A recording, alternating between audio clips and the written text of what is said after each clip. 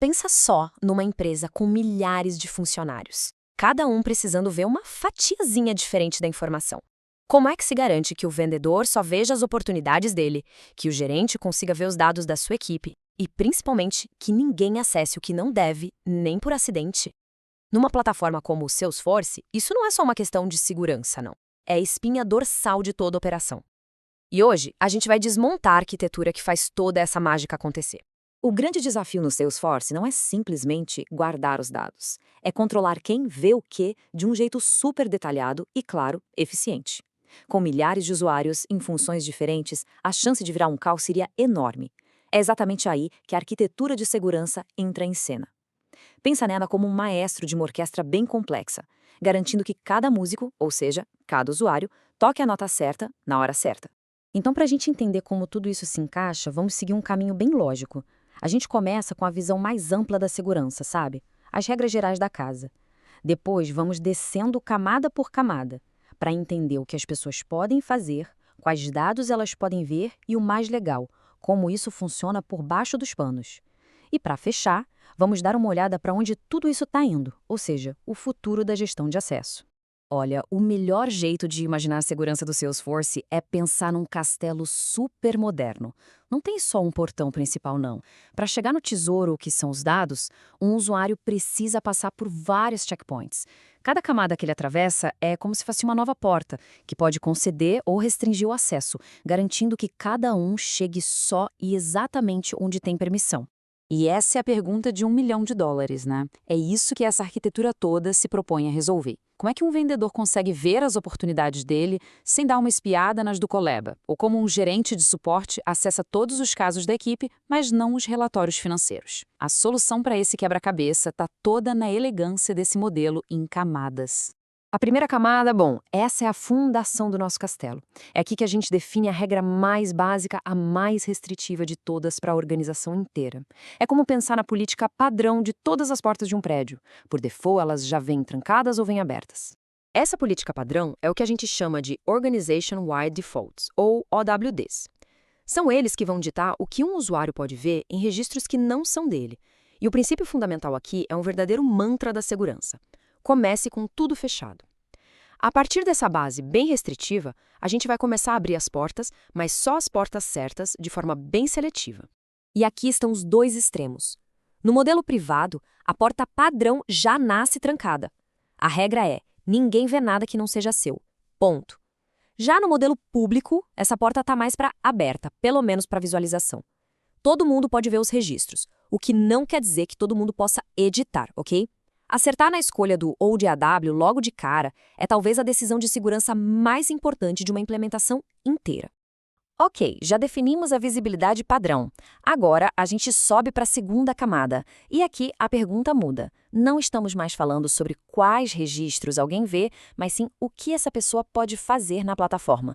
Ela tem a chave para criar contas?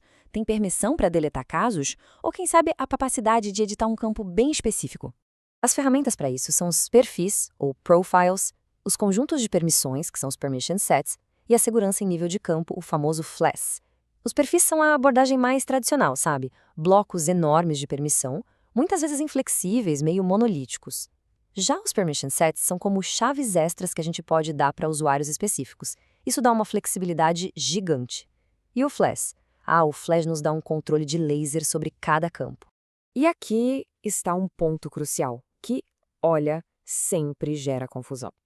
Uma coisa é a permissão de objeto, que define o quê, ou seja, as ações que alguém pode tomar. Outra coisa, bem diferente, é a visibilidade de registro, que define quais, isto é, os registros específicos que a pessoa pode ver. São dois controles totalmente independentes. Entender essa separação é fundamental. E essa pergunta é o gancho perfeito para a nossa próxima camada. Ter a permissão para editar contas é tipo ter carteira de motorista. Beleza, isso te dá o direito de dirigir, mas não quer dizer que se pode dirigir qualquer carro que aparecer na rua, né?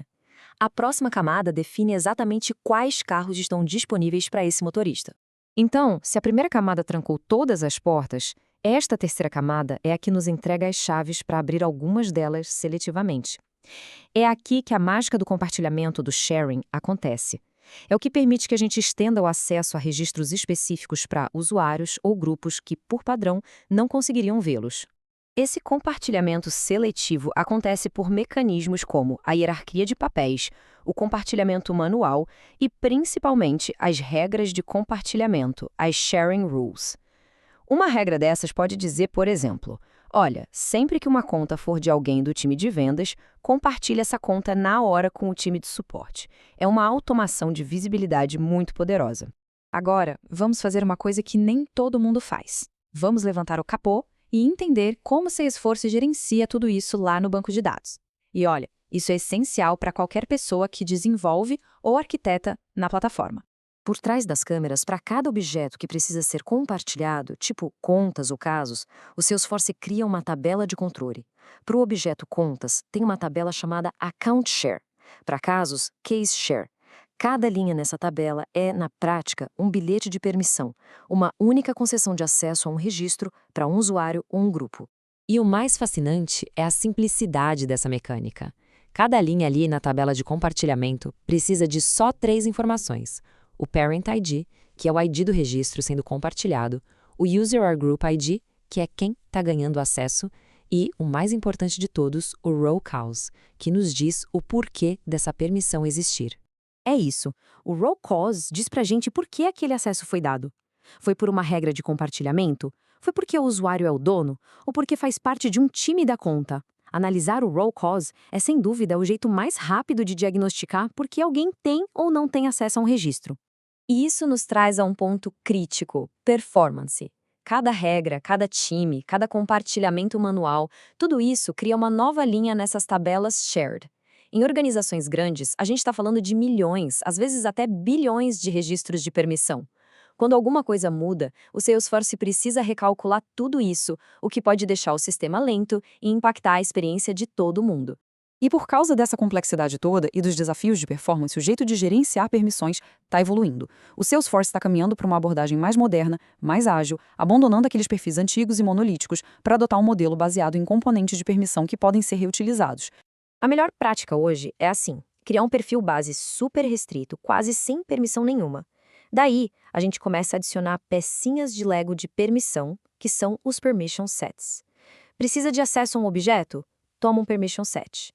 Precisa de acesso a um campo? Outro permission set.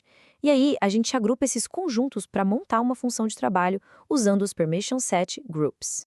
Os benefícios de usar essa abordagem modular são gigantescos.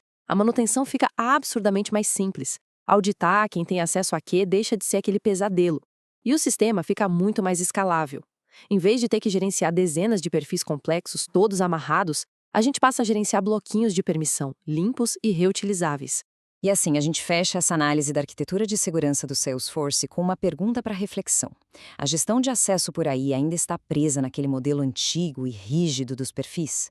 Ou já abraçou a flexibilidade e a escalabilidade dos permission sets?